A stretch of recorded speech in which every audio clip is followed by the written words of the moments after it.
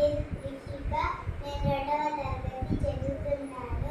నేను ఫస్ట్ కథ చెప్తాను, వింటారా? అనగనగా ఒక ఊరిలో ఒక కోడి ఉండేది. ఆ కోడికి 3 పిల్లలు. ఆ 3 పిల్లలు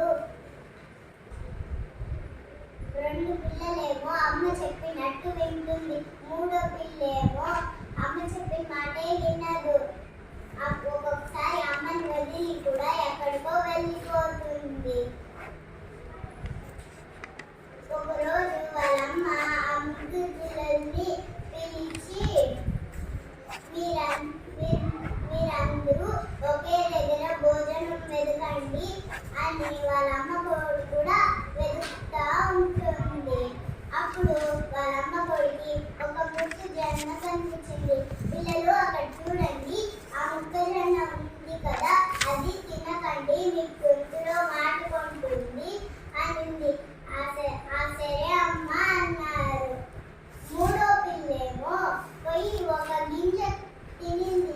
అప్పుడు దానికి గొంతులో మాటుకొనేసి ఎగ్గులు వచ్చాయి. అప్పుడు అమ్మ కోడి వచ్చి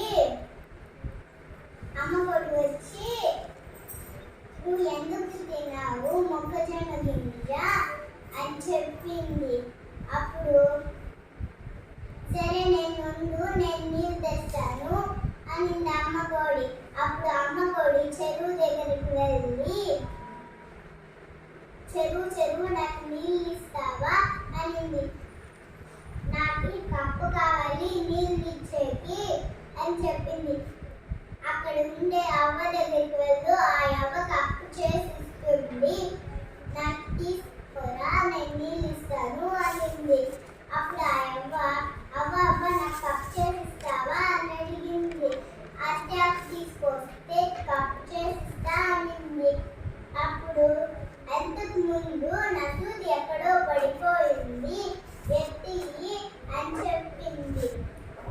అప్పుడు అమ్మ కోడి ఎత్తిచ్చి అరటి చెట్టు దగ్గరకు వెళ్ళి, అరటి చెట్టు మా పాపకి మొక్కజొన్న గింజ గొంతులో మాటుకొనేసింది, అందుకు నువ్వు నాకు అరటి ఆకు ఇస్తావా అనింది. నేను ఇస్తాను, కానీ ఈ అరటిపళ్ళు చాలా బరువుగా ఉన్నాయి, అందుకు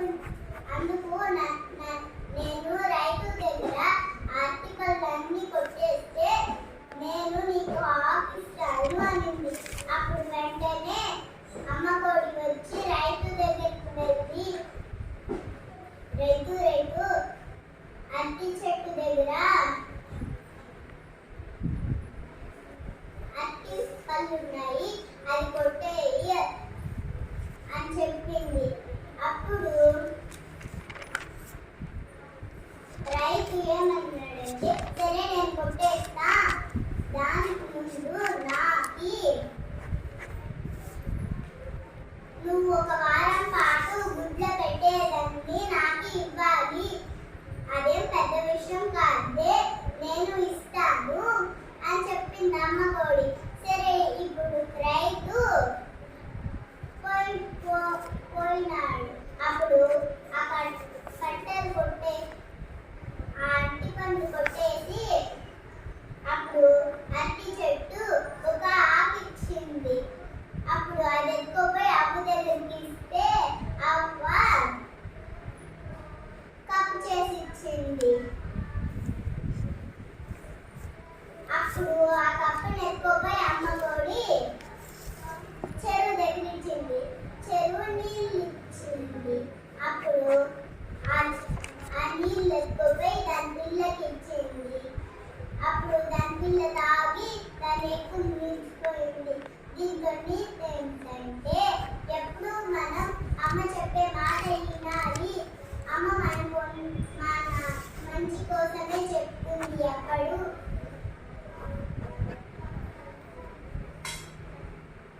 సెకండ్ కథ చెప్తున్నాను. ఒక ఊర్లో ఒక కాకు ఉండేదంట. అప్పుడు ఎండాకాలం చాలా ఎండ అయిందంట. అప్పుడు కాకికి నీళ్ళు చాలా దొరికాయిందంట. అప్పుడు కొంచెం దూరం పోయినాక కాకి ఒక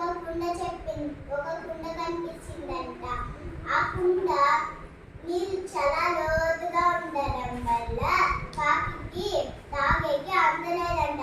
అప్పుడు కాకి రాయి వేస్తూ వేస్తూ నీళ్ళు పైకి వచ్చింది. అప్పుడు తాగింది. థర్డ్ కథ. ఊళ్ళో ఒక 2 కప్పలు ఉండేవంట. ఆ 2 కప్పలు ఒకనాడు బయటికి వెళ్ళారంట. ఒక ఇంటిలో ఒక పాలకుండ కనిపించిందంట. ఆ పాలకుండలో చూసరి అవి కాలు జారి పడిపోయావంట లోపలికి. అవి ఎంత పైకి వెళ్ళినా అది నిండుగా ఉండడం వల్ల పైకి రాలేకపోయావి. అందుకు ఒకటో కప్పేమో నవలను ఇంకా కాదు, నేను ఇదే ఉండిపోతాను అని అది ప్రయత్నం ఆపేసింది. రెండో కప్పేమో చేస్తానే ఉంది. బాగా వెన్నలాగయ్యి అది తేలుతూ ఉంటే దాని బలమంతా పోయి దాన్ని ఎక్కి దిగిందంట. నీకేంటంటే ఎప్పుడు మనం ధైర్యం ఉండాలి, లేకపోతే మనం ఏ పని చెయ్యం. 4వ కథ. అనగనగా ఓ ఊరిలో బట్టలు ఉతికే వాళ్ళు ఉండారంట.